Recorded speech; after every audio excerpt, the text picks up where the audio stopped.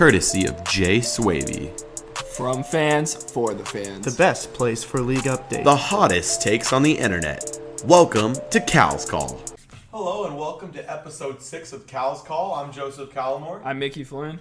Now it's already episode 6. Mickey, can you believe we're already 6 episodes into this thing? It went by very fast. It did go by very quickly. Well, today, it's a very big day. It's going to be Cal's Call on fantasy football. So we've done college football. Now we're on fantasy. Guys, I know it's coming up. Everybody's got to get ready with some mock drafts. Your leagues are probably happening in the next couple of weeks. We want to make sure you're prepared for those. Especially now with gambling being legal, you can definitely put some money down on the line, maybe win a couple $100, maybe even $1,000. Yeah. So we're going to help you with that today. So with that, whole focus of today is going to be fantasy football. If you have any questions, just put it out there. Make sure to put them up on the live stream. And also, we always forget to say this, but make sure to follow us on Twitter, Facebook, Instagram, and now we even are on Spotify officially as of last night. So make sure to follow us on all those things if you want your best fantasy updates. So with that, let's get started. Where's the first position you want to talk about today? Let's do quarterbacks. Quarterbacks? Perfect. I mean, the world does revolve around quarterbacks, so let's start out with those. Who's your top guy? My top guy. Top guy. Well, you got to go Aaron Rodgers, right? Yeah, but I mean, explain why. Okay, I mean, it'd be Aaron Rodgers because he consistently puts up the same stats, and you're always guaranteed to at least get 2 or 3 touchdowns a game. I think that on top of that, you can also scramble. He's a great quarterback. I think he has good weapons, but the problem is he's not the healthiest. He stays healthy most of the time, but if he gets hurt, you're kind of screwed unless you got like a Cam Newton or something like that in your back.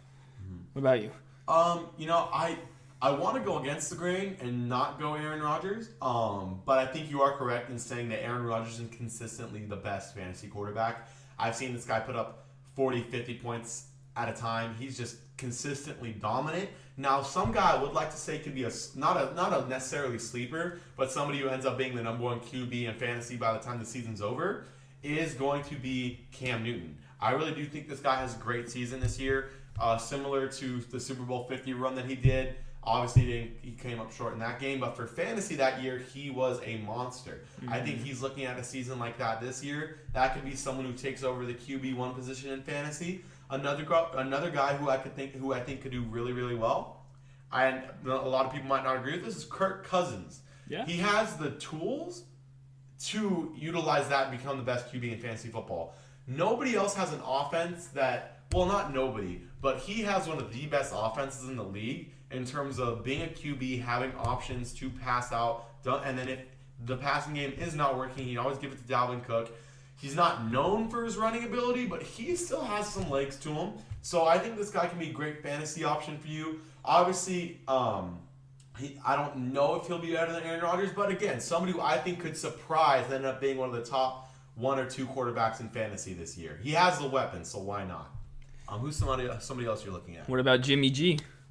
So that's a very big question mark. That is. I think. But Yeah, I mean, in terms of talent and production, and then fantasy production on top of that, he is the biggest X factor in the NFL. Mm-hmm. If he's as good as he's been hyped up to be, and if he is as good as he says he is, because obviously he said he felt he could start over Brady, he had more talent over Brady, then you could be looking at the best quarterback to draft. He has a good weapon. He has semi-decent weapons on the San Francisco offense. It's not there yet, but they're not the worst thing in the world. So he can do something with it. And again, if he is as good, this is an Aaron Rodgers level quarterback. Mm-hmm. But I don't think he's that good. Yeah. I think he's still, again, I use the word transition a lot. This is a transitional year for him. He's still learning the offense.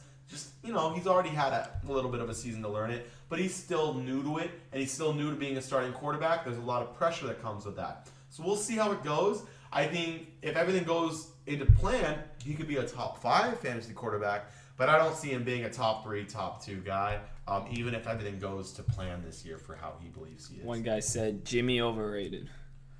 Jimmy overrated. Yeah, I think you could definitely qualify that. I don't think he's bad. I think he's actually going to be a good starting quarterback.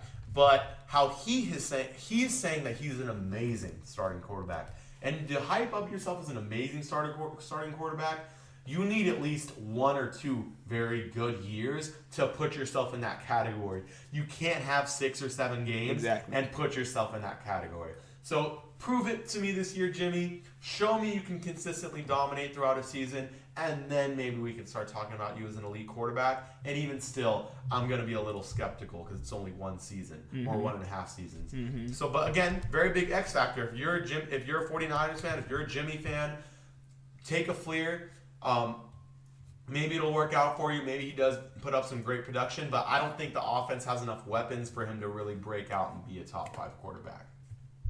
Anybody else that could maybe potentially go under the radar and be one of the top 10 quarterbacks? Obviously, we haven't brought them up, but a Brady, Russell Wilson, Drew Brees, I'd put above Brady and Russell Wilson. Honestly, he has some great weapons. He has Michael Thomas. I think he and Michael Thomas are going to have a great season together, and he has always been to me one of the most valuable quarterbacks you can get. One, because he's always healthy. That's not something you can say about a lot of these other guys. You see Russell Wilson miss a game or two, or just have an injury that doesn't necessarily take him out of the game, but does hinder his ability in the game.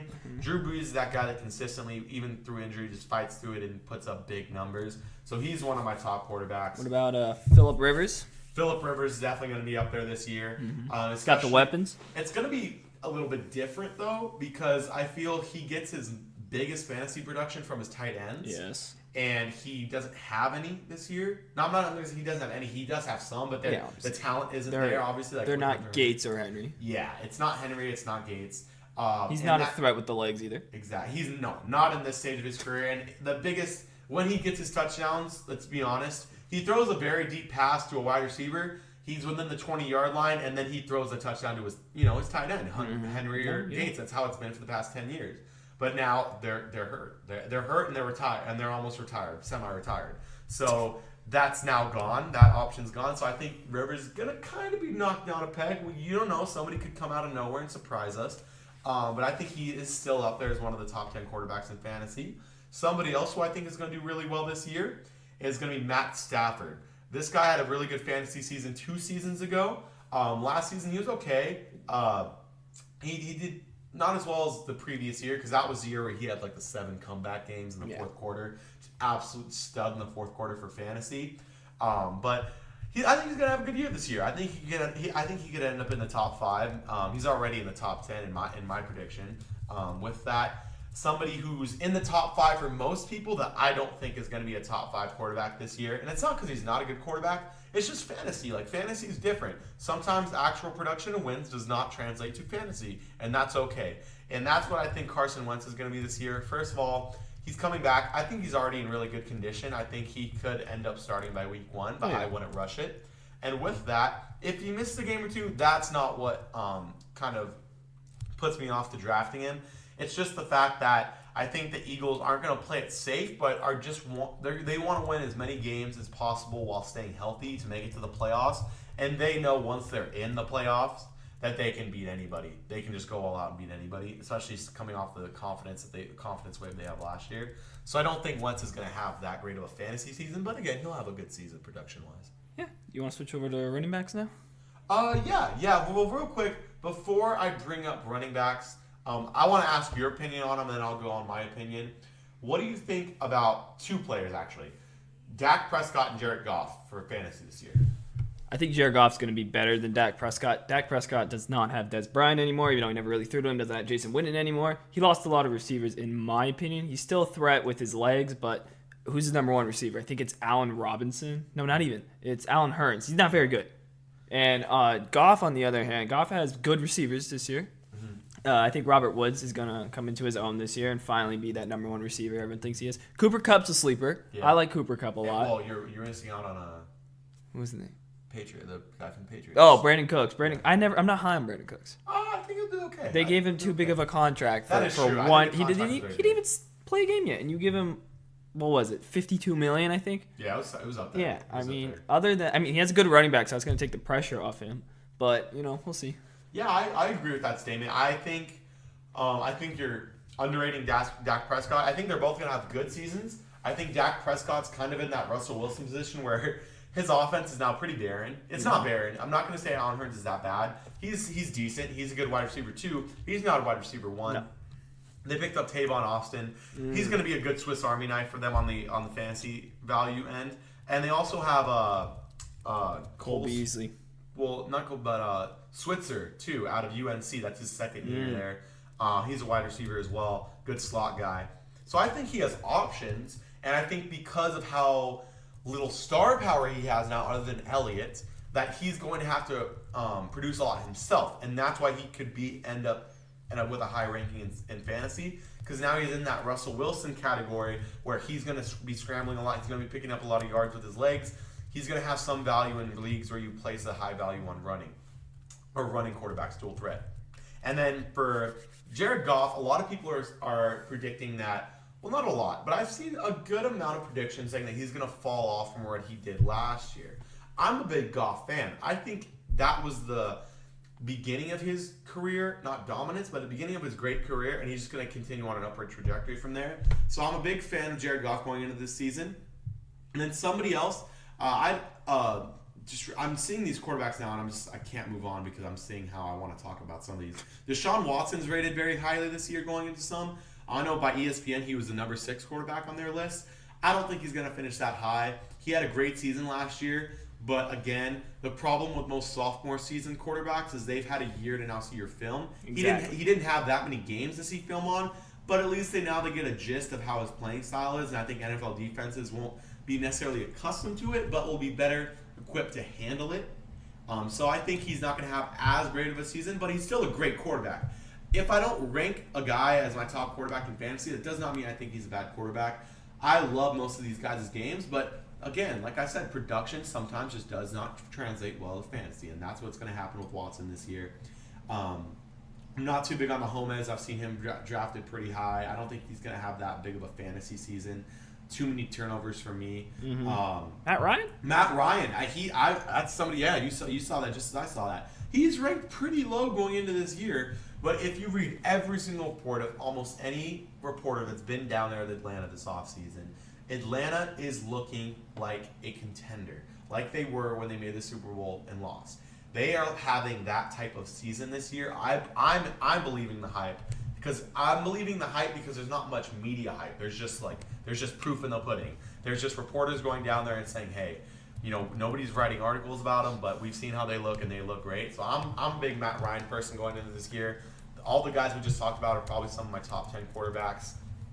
But yeah, so you said move on to running backs? Yeah, a guy wants to know if you think Saquon Barkley's going to be good. Well, that's a good opening line for the running back position.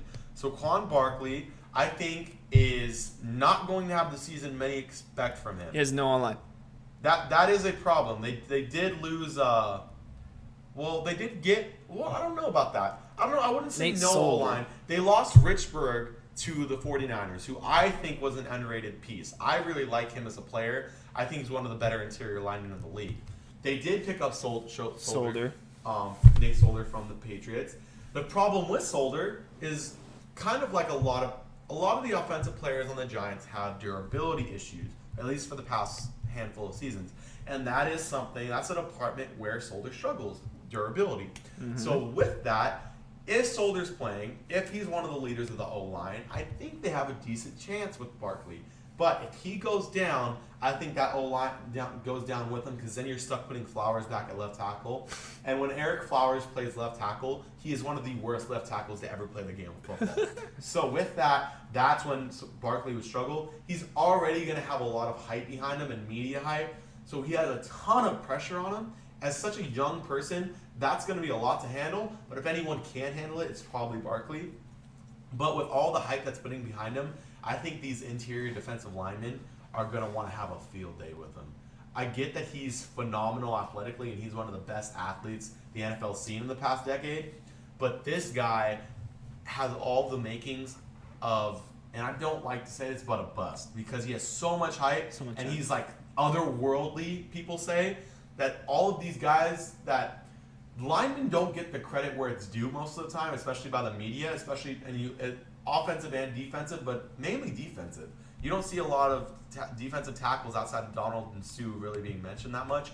These guys are going to want to destroy Barkley. They're like any linebacker is going to salivate at the chance to just put him on his butt. So these guys want the chance to knock him down a peg, and I think they are because for as much hype as he gets for being otherworldly and like a Greek god, these guys are also built like Greek gods. They just don't have the hype. They're amazing athletes.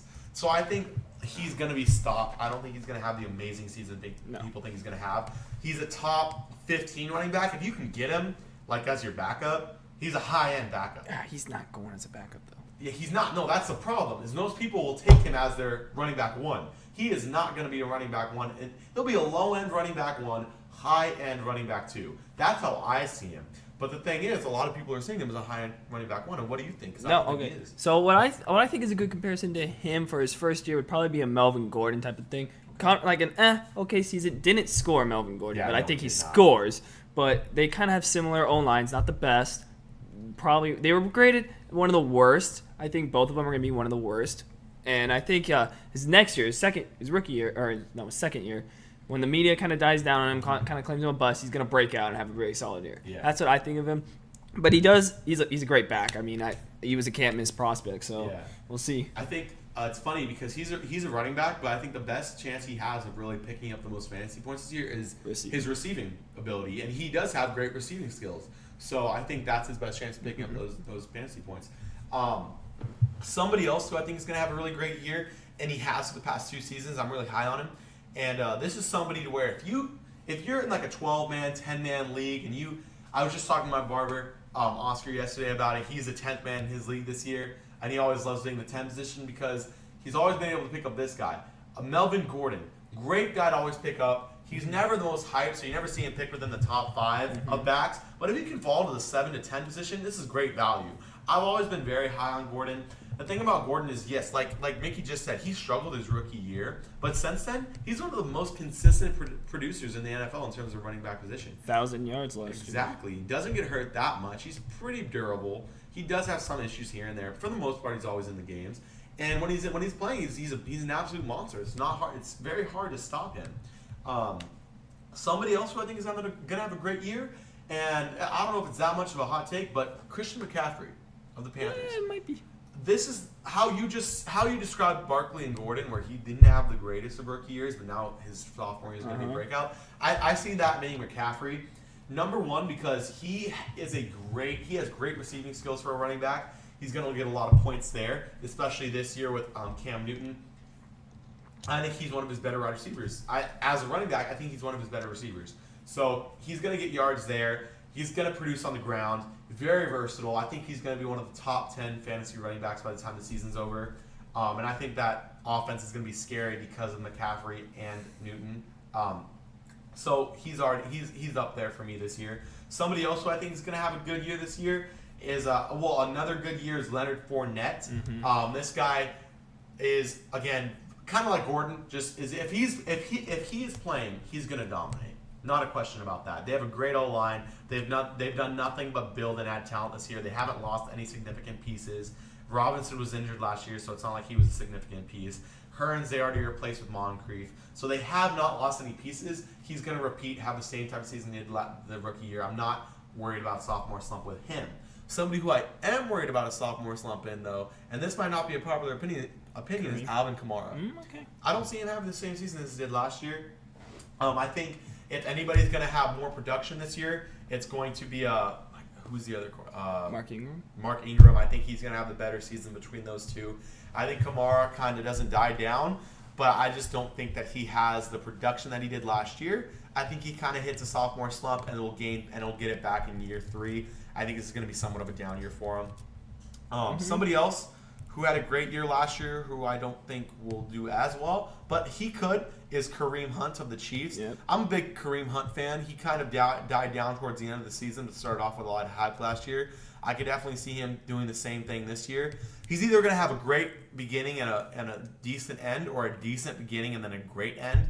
So it just depends what you want. But I'm not going to say he's inconsistent, but he's going to have his hot games. He's going to have his cold games. And I like more consistency from my running back position, so I'm not too high on him. If you want to talk about consistency, I don't know why no one ever talked about this guy. Running back Chicago Bears, Jordan Howard. He's put up 1,000-yard seasons. He's only been in the league for 2 years. The past 2 years. And he has 9 touchdowns last year. I don't get why he doesn't get the media hype that he normally gets. But he is a great back that can make people miss. And on top of that, Bears don't really have that much of a pass game. So he's getting the ball a lot. That's my opinion. I think he's a great guy and very underrated. I agree with you. 100%. The only thing with Jordan Howard is I believe if Jordan Howard was on a bigger name team or a contending team, he'd be a lot more hyped up than he is right now. Because he's on the Bears, they aren't the greatest team right now. They're still rebuilding. I think that's why he doesn't have that much attention going to him. But also, the only thing that would sway me away from Jordan Howard is that they have another great back, Tariq Cohen. He's great. I love him. He's another one of those Swiss Army type guys. You utilize him wherever, he's going to give you some production. And because of that high-end running back two that they already have on the roster, it does take away some touches from him. His rookie year, he got more because he was the main back. Then they brought in Tariq. Now they're both kind of sharing it. It's not 50-50. Jordan Howard still gets the boatload of it. But still, you never know when Cohen is going to have a hot game, and then they ride him instead of Jordan Howard for the stretch, for the rest of the stretch of the game. So that's another guy to where he is very consistent. Yeah. Even with Cohen, he was still putting up his yards. But if for some reason Cohen breaks out this year and you picked up Jordan Howard high, his teammate's going to legit ruin your chances because now he's taking over. I don't think he will. But I'm just saying that is a possibility. So if you're not a big risk taker, I don't know if Jordan Howard is the guy. But if he's there, why not? If he falls to you and he's a good pick, he's like a round 3, 4, 5 guy. That's excellent value. Yeah, well, if he fell there, yes, great value. Pick him up definitely. Somebody else I like this year is going to be Freeman of the Falcons. Again, I think if anybody out there is low on the Falcons going into this year because of their down season last year, don't be. This team is going to be the same as they were when they went to the Super Bowl that year, 2017.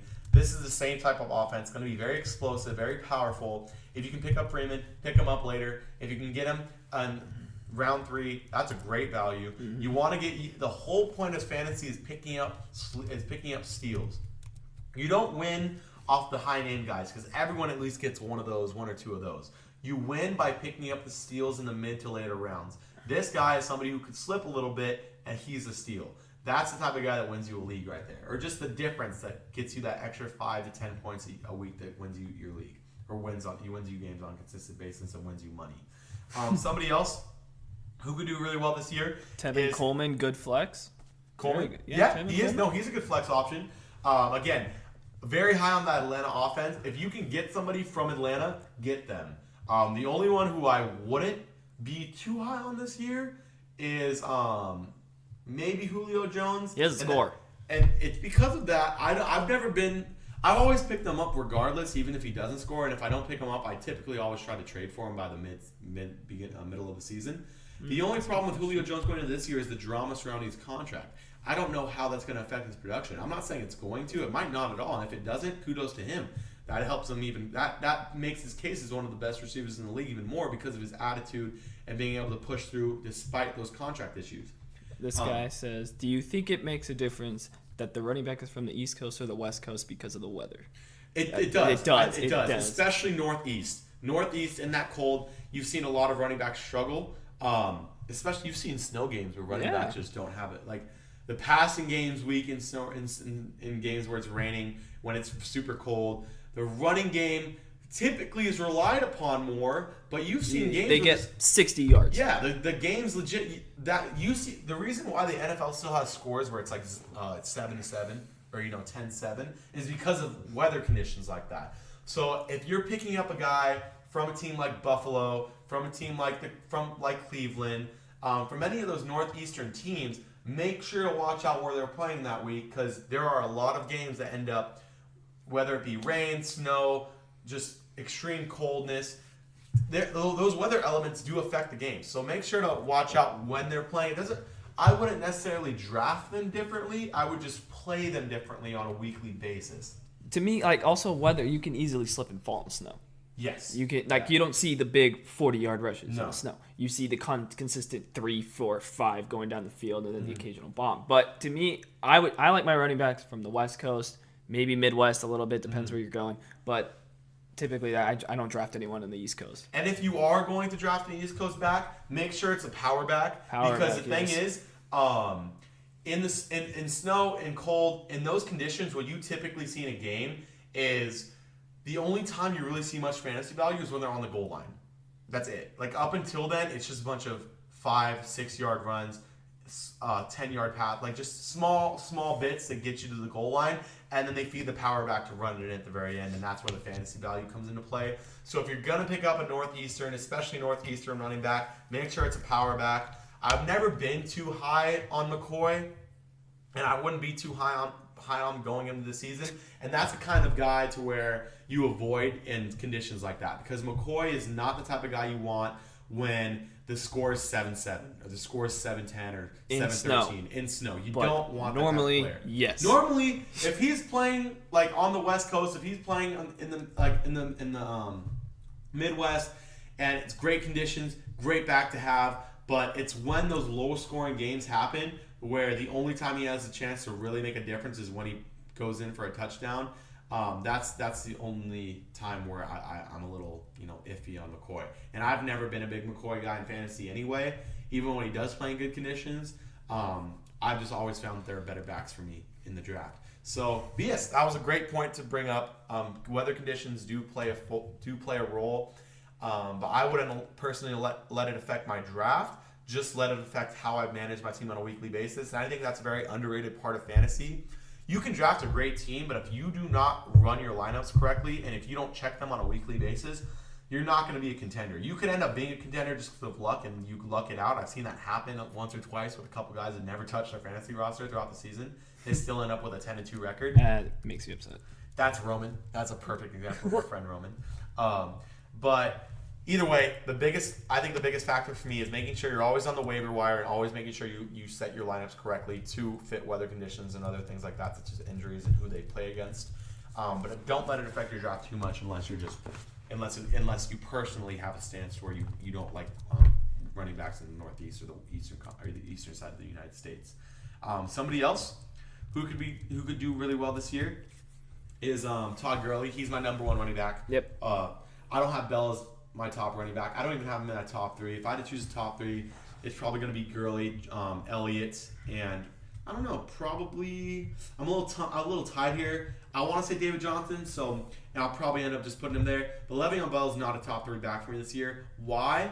I don't. It's definitely his last season in Pittsburgh. Definitely. Yes. And because of that, I'm not saying he won't try as hard, because he is telling like Steeler fans, it's my last year. I'm gonna go all out for you guys. But let's face it, if he gets any sort of minor tweak, roll, anything, he is not going to jeopardize his future, especially going into a money-making offseason, to play and work that much harder for the Pittsburgh Steelers, who aren't giving him that long-term contract. So I'm not going to say avoid him, but not the safest play in the world. If he has had injury issues in the past, so if he does get injured whatsoever, I don't see him pushing through for a team that wouldn't pay him.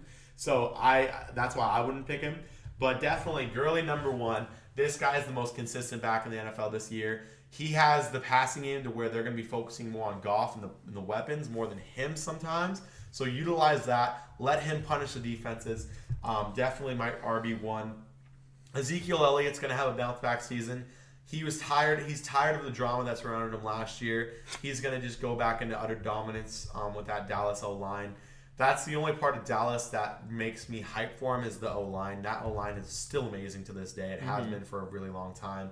So pick him up just because of that and because of his power rushing. And David Johnson, again, they got some good guys on the O-line. They have a decent O-line. And also, even though they have a rookie quarterback in Rosen, who I think is going to do well and end up starting at the end of the season, Bradford's a great option to have in the beginning. And let's not underrate Bradford. Bradford can run a good fantasy offense. He's just injured most of the time.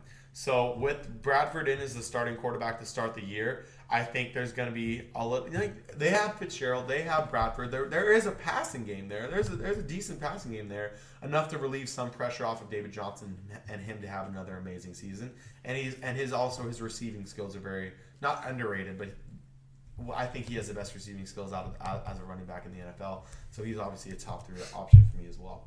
Who's a guy that you think could be a really big sleeper this year in terms of running? Derrick Henry. Derrick Henry, yeah. He is a guy to where I know both Mickey and I agree he's going to have a great season. But I've seen this throughout the media. It's about 50-50. Maybe a little bit more people thinking he's going to have a bad season other than a good one. I'm hyped for him this year. I think he's going to have a great season. Top 10 back in terms of fantasy, just because he is so powerful. He is their number one goal line presence. If you want to score and you're the Titans and you're within 20 yards, give it to Derrick Henry. He's the third down back Yeah. to me. And like again, 4th and 1, 3rd and 1 on the goal line, he's gonna get the ball. Yeah, Not to mention that Titans offensive line is probably the second best in the NFL, maybe even third, top 5 for sure. Yeah, top 5. So it's very good. And I think he can find the holes he gets to score some touchdowns for you guys. Exactly. I'm not saying he's not good, but the guy they brought in from New England, Dion Lewis. He's He's more of a receiver, receiving he's back. He's one of those guys where He's a flex. Yes, he's a flex.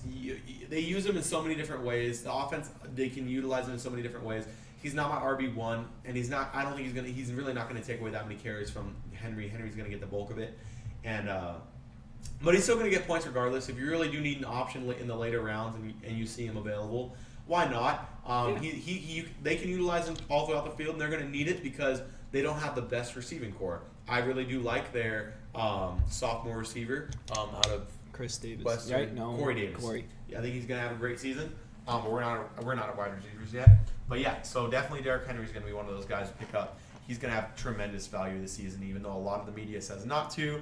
I know ESPN doesn't have him even in the top 15. What's their ranking on? He's 22. I think that's way too low. He's at least a top 15, if not a top 12 or 10 back. So make sure to pick him up if you can. If he falls, great steal option for your team.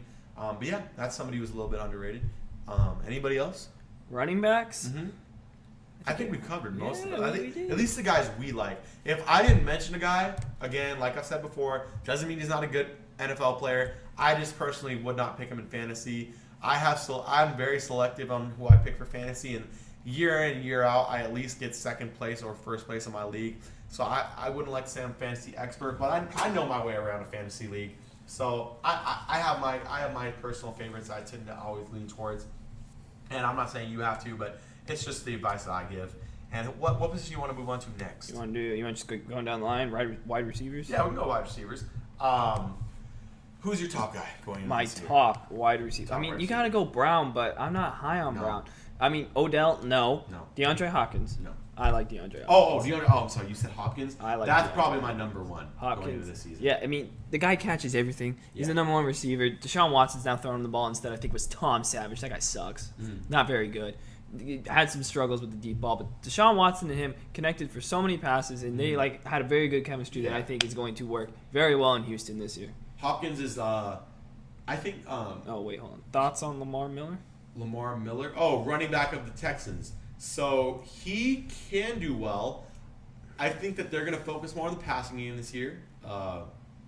They could, though. I think if he's going to be a good option for you, again, he's a solid RB2. The reason why is because Watson's coming back from injury. I don't think they are, but if they play it very cautiously and safe, I think they're going to let Watson just go and ball out. But if they want to play it very safe, if O'Brien wants to play it safe, they will feed the ball a lot to Lamar Miller. So thank you for bringing up that point. If you're looking for good RB2s, he could be a potential, I don't want to say steal, but if you like consistency, he's like Mr. Consistency. He's for rated RB2. pretty low too. And he is rated pretty low. I think he's like 28. So if you want to get a semi-steal and just a consistent RB2 or a good backup, Lamar Miller is the way to go. Somebody where if you have a bye week or if you drafted if your RB2 isn't doing so hot, put him as your RB2 for the rest of the season. He'll do a great job for you. So thank you for bringing that up. That's a good player who do really well this year. Very consistent. Back to wide receivers. Yeah, back to wide receivers though. I agree with you. I think Hopkins is the best one for fantasy this year, number one. In terms of talent, he's not an underrated talent, but I think he's definitely a top 3 receiver in the NFL, regardless of fantasy or whatever. This guy's amazing. So he's my number one wide receiver going into this year. Whether or not Watson is playing or not, he's their number one target. So that's who I think gets the ball the most. Number 2, who I think is going to have a really good season this year, is going to. He's already elite, but I think he moves into like one of the best. Is going to be Mike Evans. He's got Jameis throwing in the ball. Yeah, but my thing is, even with Jameis suspended, he's like their best option on offense. No, yeah, he is. Who else are they going to give it to? They have some good running backs. I mean, the running back they got in Ronald Jones is going to do okay. But I think that Mike Evans is really going to move into, because think about it this way. Hopkins back in 2016, without a great quarterback, was still a top 5 wide receiver in terms of fantasy. In my eyes, he was one of the top 5, and he's been. He's consistently been a top 5 wide receiver in fantasy for the past 3 years without an elite quarterback. And even last year, he only had Watson for a handful of games. So he can do it without an elite quarterback. And I think Mike Evans is that same type of talent. So I'm definitely really high on Evans going into this year. Somebody else, obviously Brown. I don't know what it is about Pittsburgh, but I've never been the biggest Pittsburgh guy when it comes in terms of fantasy, because they have so many options. I think sometimes their stars get not overlooked, but they don't produce. Got Juju too to compete with. Yeah, exactly. So I don't have Brown as my wide receiver 1. I have more than 3. And then again, Mike Evans is a top 4 guy for me this year. I really do think he's going to have a really great season. Somebody else who I think personally could be the number 2 wide receiver in the league, but in terms of talent and in terms of fantasy this year, is Michael Thomas. This guy's going to have a great year. Yeah. He is ready. I don't know if you guys have seen anything that they've covered in terms of media coverage, but he is ready to have just an amazing season. Ready to move into that upper echelon, just top 3 wide receivers in the NFL. I think Beckham's going to have a good season. He's obviously top 5 talent in terms of talent. I think he'll have an okay fantasy season. I think that Barkley's going to disappoint, and because of that, they're going to have to focus more on the passing game. And so Odell could come up very big for you guys. If he's there, definitely pick him up. Julio Jones, he has problems scoring, but again, very consistent. I'm leaning away from him this year, even though I lean towards him because of the contract situation. Yeah. I don't know how the chemistry is going to go between him and the team, but it could go really well. And they also have really great receiving options other than him, so that's why he's a little bit not. He's like 6 or 5. He's still up there, but he's not one of my top ones. I definitely have Hopkins and Thomas as one of the top ones. Another guy who I think is going to do really well, top 4, maybe even top 3, and go over Brown in terms of fantasy value, is Keenan Allen. Yes. Why? Because Hunter Henry's down. Their tight ends are out of the picture. He is his number 1 wide receiver. Rivers loves to pass the ball, and if Gordon's not hot, which he will be, but that's just that he is their receiving core to me. Keenan Allen is that guy to just consistently produce. He's going to dominate this year with Rivers, because I really do believe the hype. I think he is the best at creating separation and getting open in the league. Yeah, if you're looking for a deep pass threat, Keenan Allen's the way to go, especially with Phillip Rivers being his quarterback. So, yeah, he's some good guys. I'm looking at guys, maybe that AJ Green, again, if you're looking for, he's Mr. Consistency. That guy always puts up points for you. Low.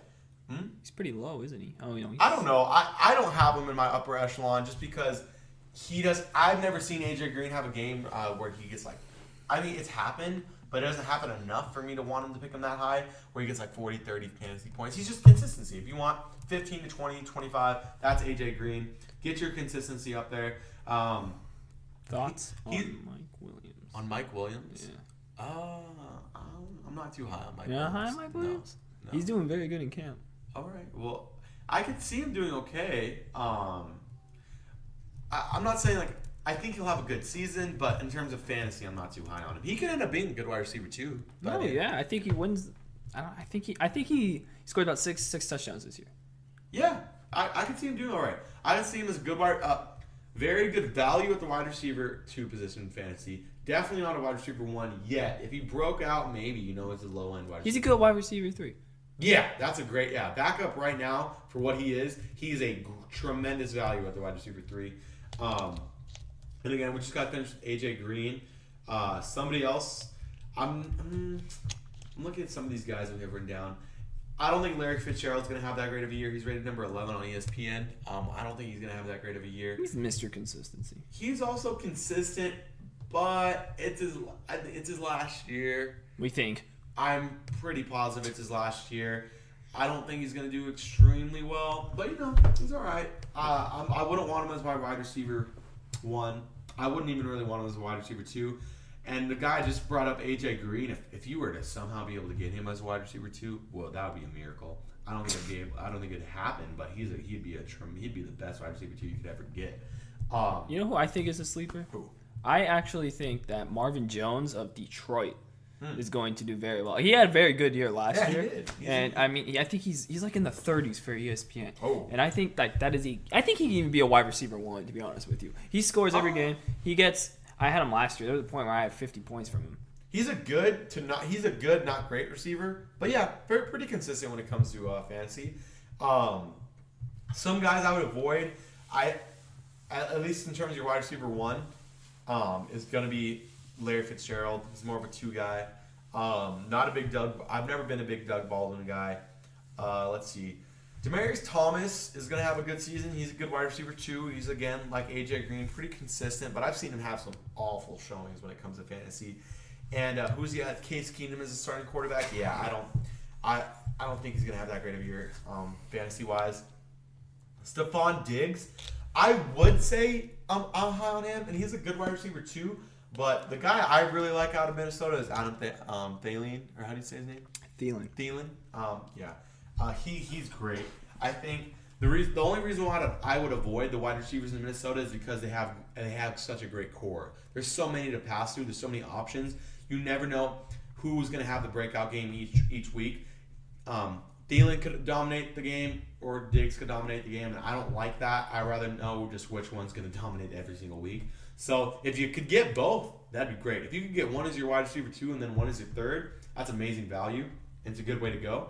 But I'm less high on them just because of how many options they have. Somebody who I think is going to have a great year who isn't rated too high and is coming off injury, so you could always get him as a steal, is Allen Robinson. Mm-hmm. He was one of my favorite receivers in Jacksonville. I had him when he had his breakout year in 2016, and let me tell you, that year convinced me that he can be an elite wide receiver in fantasy. He produced night in, night out with Blake Bortles as his quarterback. Kind of in the same situation as with Mitch Trubisky now, being a sophomore, that's his quarterback now. I think he could have a great season. Definitely an underrated option. Somebody who is definitely the wide receiver 1, has dominated before and is coming off injury, so he could fall to like round 4, round 5, maybe. So if he did, pick him up. Great steal, great value. One of the only wide receivers 1 for its wide receiver 1s that'd be available that late. Amari Cooper, not too high on him going into this year. I've never been the biggest fan of his, so I wouldn't be too high on him. Somebody else. Somebody who could do really well, despite their quarterback coming back from a 2-year hiatus, is T.Y. Hilton. T.Y. Hilton's going to do really well in fantasy. Mm-hmm. They don't have many options on that offense, so he's going to be the first surefire number 1. Let's see. Alshon Jeffrey. No, I don't think he's going to do too well in fantasy. Josh Gordon. Josh Gordon, if you want to take a risk. Yes. If you're a risky person, if you like taking risks, Josh Gordon's the way to go. I'm not saying risk as if he'll be suspended or injured. I'm saying risk as in his consistency this season, because I think he's going to have games where he'll have games where he puts up like 35 to 40 fantasy points. Yeah. He's just going to absolutely dominate, but he's going to be a little inconsistent this season just because of how long he's been out of football. But definitely some guy. He would be, in my end, a very high-end wide receiver 2. If you can get him there, he'd be a great wide receiver 2 for me. With that being said, another guy, if I'm gonna pick up here's my philosophy. I only pick up a receiver who has another great receiver on his team if I can pick up both. And if I could get like, let's say, if I had to like do a little mini mock draft right now, if I could get Michael Thomas as my wide receiver 1, and then as my wide receiver 2 and 3, get Josh Gordon and Jarvis Landry, I'd do that in a heartbeat.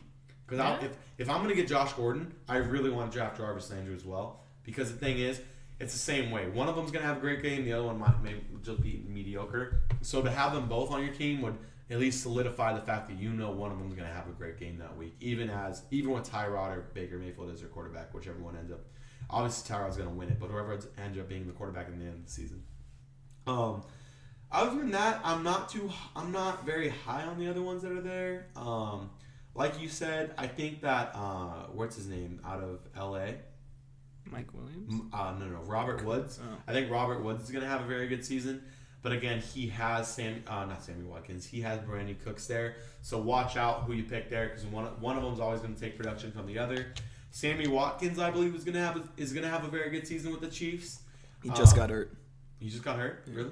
Oh, well. Even with that, he's one of those, again, if you like taking risks, he's a good risk play because of this. 2 reasons. Number 1, when he's healthy, he's dominant. Number 2, he has Mahomes as a quarterback. Mahomes is a throw it and go get it. Yeah. Mahomes is a great deep thrower. He loves to take those deep bombs. So if you can pick up him in the later rounds, he might bust. He's a 50-50 guy. There's a good chance he busts and he doesn't do anything in Kansas City this year. But it'd be a nice pick just for the fact that, if Mahomes ever does get into his own this season, he's throwing it deep almost all the time. Oh, yeah. He's going to be a great deep threat to have in Watkins. Corey Davis, somebody who's rated very low.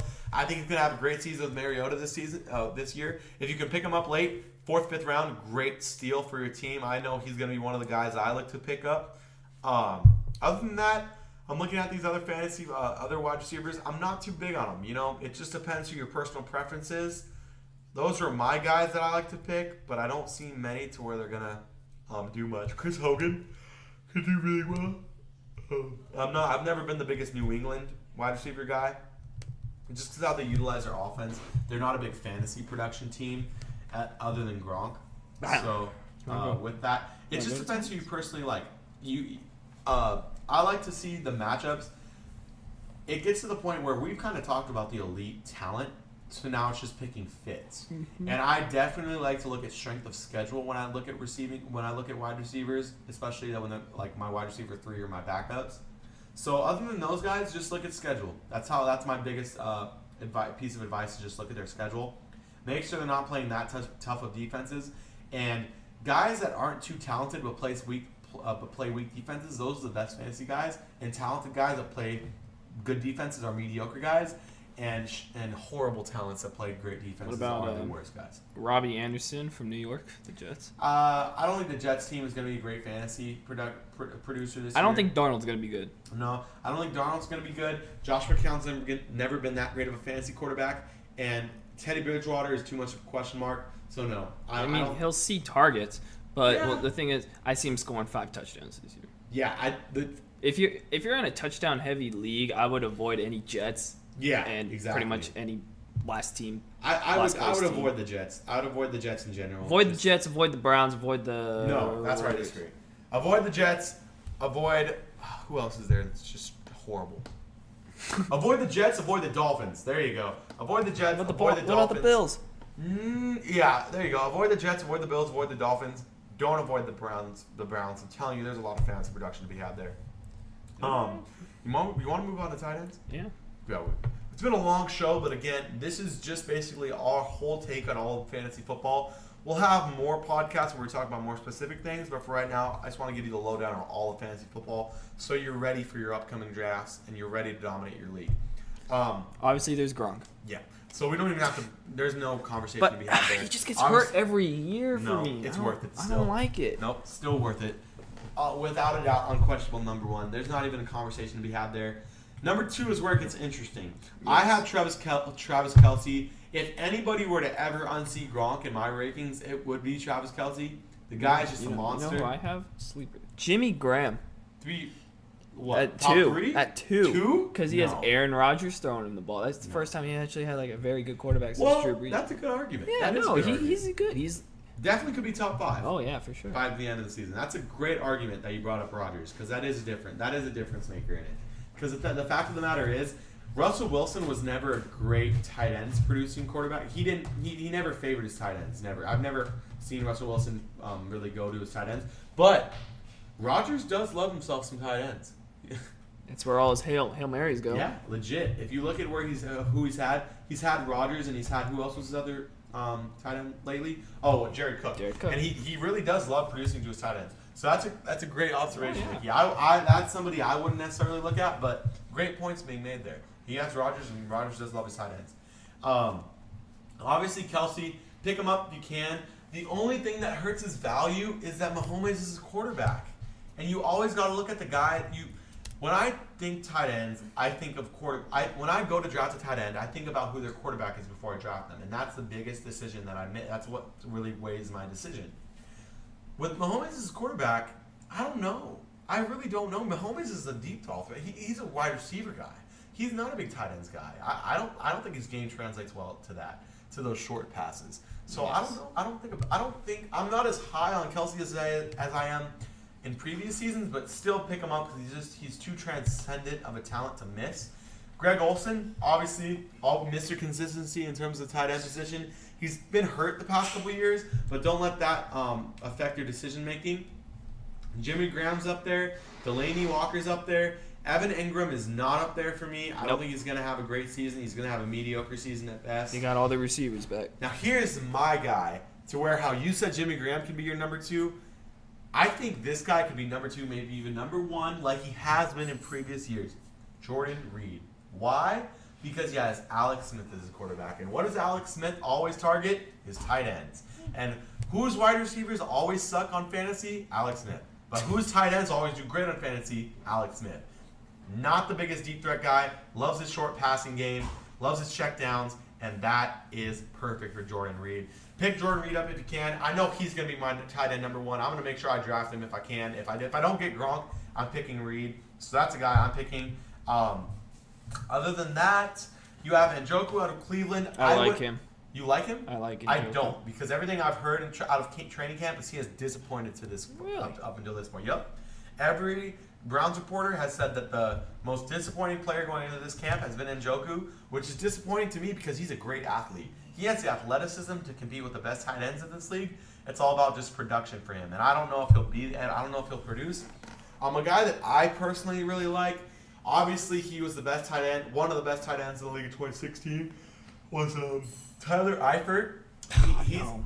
Really? No. Really? I think if you can pick him up in the later rounds, he's a steal. I don't know. Yeah, I think he's a I steal. don't see it. You know who I'm high on? You know? Charles Clay of Buffalo. Really? He is asleep. I've had him the past 3 years at my tight end too. consistent. He's very consistent. Very He scores consistent. almost every year. I think he's very underrated. Mhm. So yeah, predictions for There you go. Calvin Ridley. That's a receiver, but I'll do it That's- anyways. yeah. I think he's the slot receiver for them. I don't think he's taking over for Julio or Mohamed Sanu. No. And I think he gets targets, but I think he has a good year. I think he's in the running for offensive rookie of the year. No, I think Yes. he'll only have about 3 touchdowns by the end of the year. I Really? don't think he's going to produce that much. Because if you look at it, Julio Jones is obviously their wide receiver 1, and I don't think Ridley's talented enough to unseat Sanu as their wide receiver number 2. So he's a slot guy, wide receiver number 3, who I don't think gets many touches. But again, I wouldn't be too down on him because, like I said before, if they're on the Atlanta Falcons offense, draft them because that offense is going to have an amazing year. So that's my piece on it. Yes. For tight ends, if I'm looking at it, Jared Cook, he's on Oakland. He could have an okay year. I don't know how well he's going to do on a week out basis. He's kind of a risk there. Carr's not my favorite quarterback, so it's hard for me to say to draft him. Eric Ebron went to the Indianapolis Colts. He's got from Doyle to Detroit. compete with, though. Yeah, he does have Doyle, so watch out for that. Benjamin Watson out of New Orleans. Not too high on him. He could do well. He's had some games where he does well. He gets 15 points, which is great for a tight end. But he has other games where he gets 2 or he's out. So just watch out. Tight ends, it's a crapshoot for tight ends because a lot of them just have great games one week and then produce no points the next. So it's all about consistency. I think other than the guys that we mentioned, there's not many guys that are consistent. Cameron Brate out of Tampa Bay, I would He's go consistent. with him. He's consistent, but his quarterback sucks. Yes. Jameis Winston is already suspended. What? He is. He's already suspended for the first couple games. So I don't know about Brate this year. Let's see. Who else? Austin Hooper, a guy out of Atlanta. Good pickup. He did great in 2016. Had a down year last year. He's one of Matt Ryan's favorite targets. Definitely pick up Hooper. O.J. Howard out of Tampa Bay. This could be his breakout season. The only thing that hurts him is that he doesn't have the greatest quarterback stable. But it could be his breakout year. Because remember, he was drafted to be a great tight end. Next, Vernon Davis. Great potential coming out of Alabama. Didn't have the greatest rookie season. This could be a breakout year for him. Let's see. Somebody else who could be. No, honestly, I don't see anybody else who I'm that high on. Yeah, me either. Nope, really not. Hayden Hurst. I actually am pretty high on Hayden Hurst. I like him a lot. No, I mean, Here's the thing about Hayden Hurst. He's one of the oldest rookies. He's 25. Yeah, one of the oldest rookies to ever join the NFL. But the thing is, that seasoning will help him a lot. He's already played in the professional level in baseball. Yes. So he knows what it's like to be a professional athlete. Yeah. I think he's going to handle himself very well, and I think he's going to have a good rookie season. And I think Joe Flacco wins the QB battle, and he loves his tight ends. So again, you always got to look at the quarterback they have, and Flacco's a great tight ends quarterback. So with that in mind, I would pick up Hayden Hurst as a backup tight end if I could. Yeah, You wanna honestly, move on? yeah, we got to move on because there's nobody else I really see. Jack Doyle is the only one to mention. Never been a big Kyle Rudolph guy for fantasy, so move on to kickers. Yeah. So okay, I know it sounds funny because it's kickers. Kickers win you games, baby. Kickers do win you games because if you have a trash kicker, it's annoying. It's annoying to see everybody on your team produce and then your kicker had nothing. Like that sucks. So in terms of kickers, You gotta, obviously, my number one is Justin Tucker. obviously that's what I was gonna say. If you have anybody else other than Justin Tucker as your number one kicker, you don't know kicking because even though like ESPN for example ranks Greg Zerlin of the LA Rams as their number one. I understand that because they have the best offense in the league, so obviously there's going to be a lot of field goals there. I don't see it though. Justin Tucker, because here's the thing about Tucker. You can have a great offense and consistently get a lot of field goals.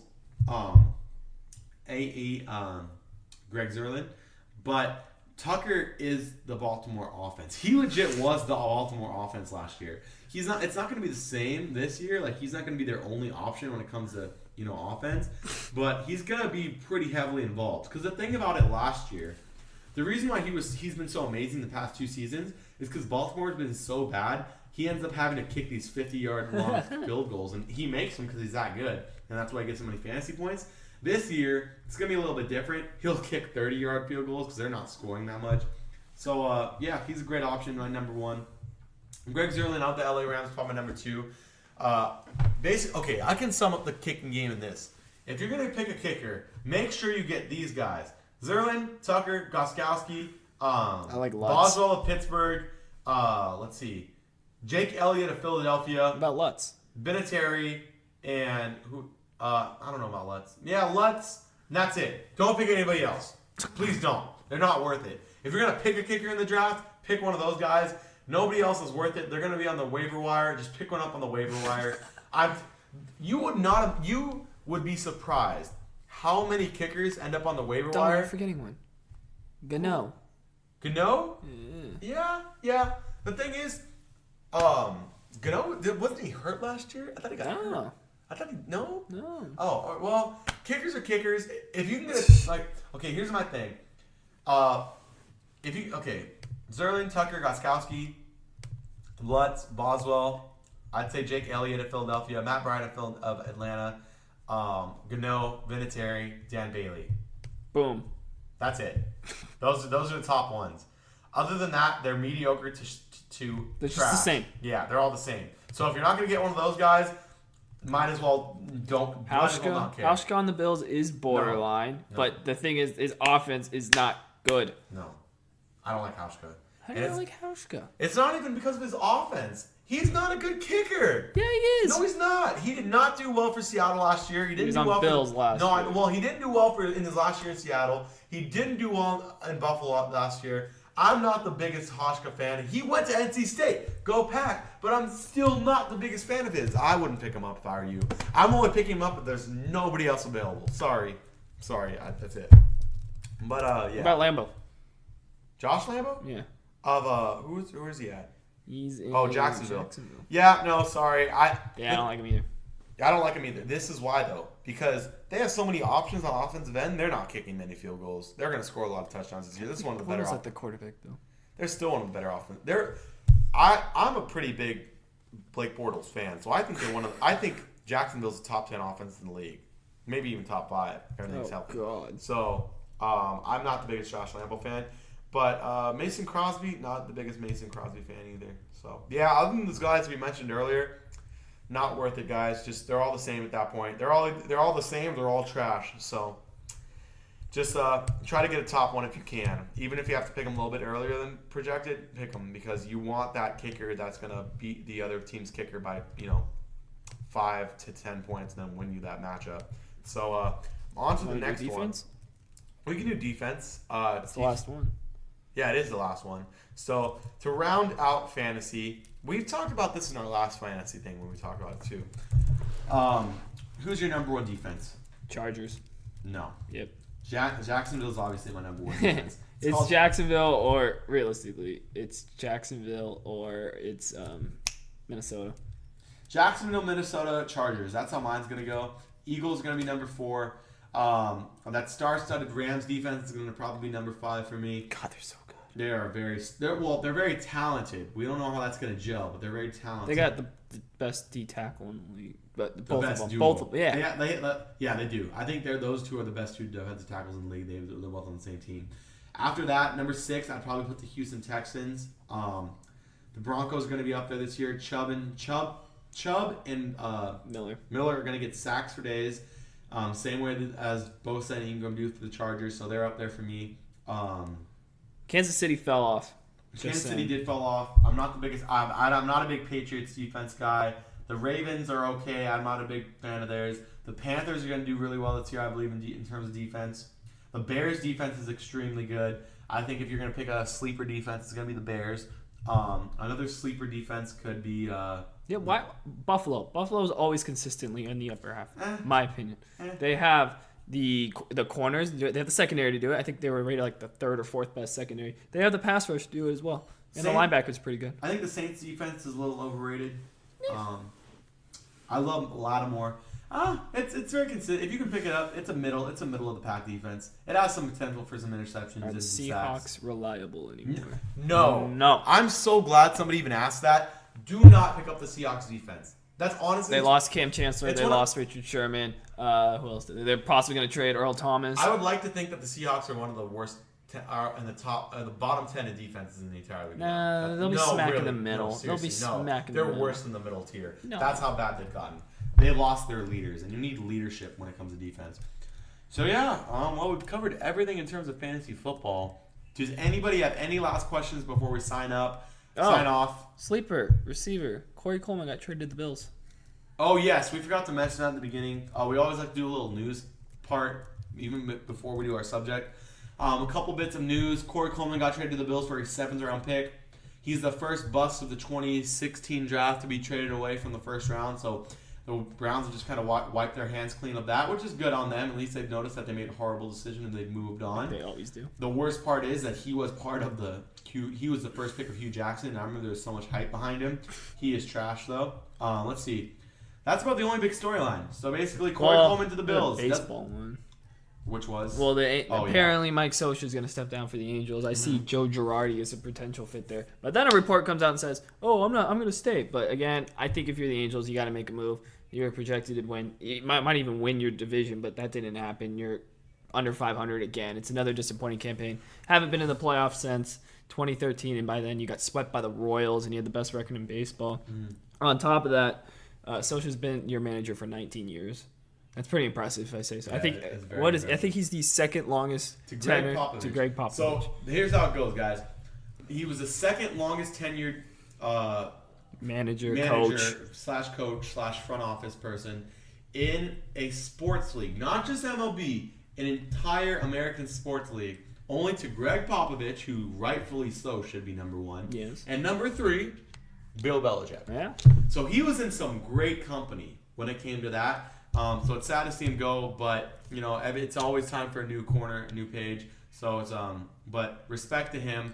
Very respectable to have that long of a career. We got a question? Are we fans for going for the 1, 2, and maybe 3 punch by drafting teams from the same team? Yes. I think if you can get, like for an example, Philip Rivers and Keenan Allen, you're set, you're golden, because by then you're going to get 13 points for if they both score. Yeah. It's a very good option. Who else? Like I mentioned Saints. earlier. What?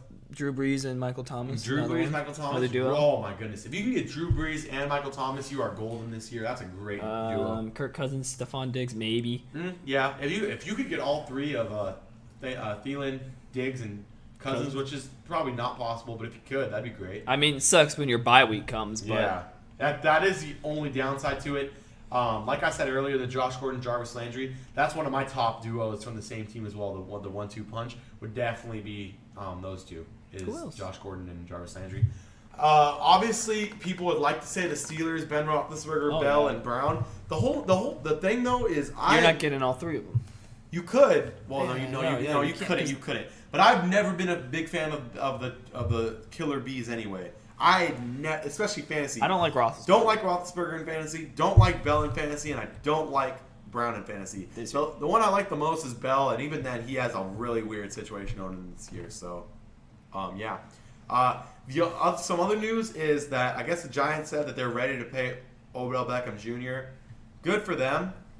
That's it. That's like, all right. And he should be getting paid. So you should be paying your receiver, and now you're okay with paying your receiver. Kudos. Let's see. The LBJ's agent, LeBron James' agent, what's his name? Maverick Carter signed the Morris twins. So that's something. I love the Morris twins' attitude. I love their passion. Marcus and Markeith. Let's see. They're saying Adam Schefter is reporting that Sam Darnold might start right away. I saw that. Yeah, you saw that thing this morning. Neither of us are big Darnold fans. I don't think he's going to pan out. I think he's going to be a bust. Sean Smith of the Raiders, who got I think he was arrested for like hitting someone who like attacked his sister, who I think that's viable if you ask me. He shouldn't be thrown in jail. He's getting released. Yeah, I want to say Sean Smith went to NC State, but I'm not too sure. I don't know. I think he did, but I'm not too sure.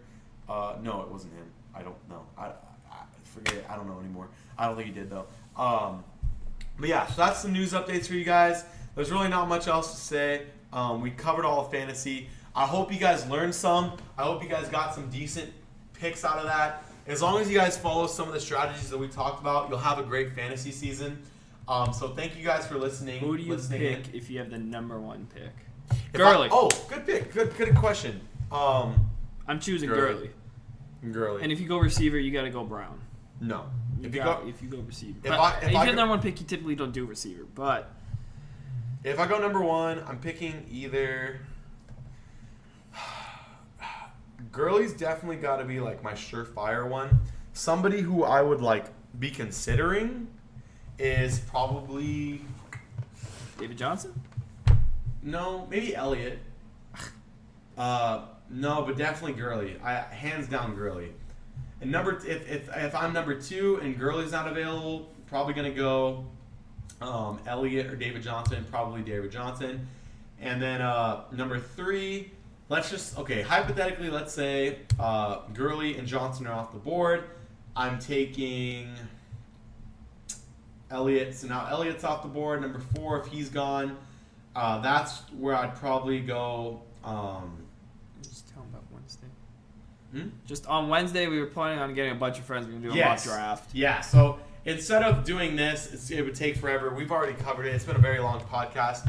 On Wednesday night, guys, so Wednesday night, put this on your calendar. We are planning on doing a mock draft with 6 people, so you guys can see how a mock draft would play out with Cal's Call. Also, what we're going to be doing for you guys, for the fans, is we are going to be doing a Cal's Call Fantasy League this year. So we'll be hosting it. We'll set it up. We'll put all the details on the site. We'll choose a server to do it on, whether it's Yahoo, ESPN. We'll figure that out. Yahoo's our favorite. We tend to use Yahoo every year, so it's more than likely going to be Yahoo. But we'll put all those details up on the site. All you have to do is sign up. It'd be a lot easier if you guys can. Go to calscall.com, subscribe to our newsletter. You just put in your email in the very bottom right-hand corner. And we not only will you get email updates on every new article that comes out, same way that Bleacher Report does it, but you'll also be able to join our Fantasy Football League this year. It's going to be very fun, very exciting. You'll get to not only play with the founders of Cal's Call, but also other fans of the website, podcast, live stream, etc. And so again, always remember, follow us on Twitter, Facebook, Instagram, here on Periscope, on Spotify. We'll be on iTunes within the next week. So make sure to follow us. YouTube as well. Make sure to follow Cal's Call wherever you can. Thank you guys for all the support. It means a lot. So for signing off for episode 6, I'm Joseph Callamore. I'm Mickey Flynn. And this is Cal's Call. For all the latest and breaking news, podcasts, and live streams, make sure to check out Cal's Call on Twitter, Instagram, Facebook, and Periscope.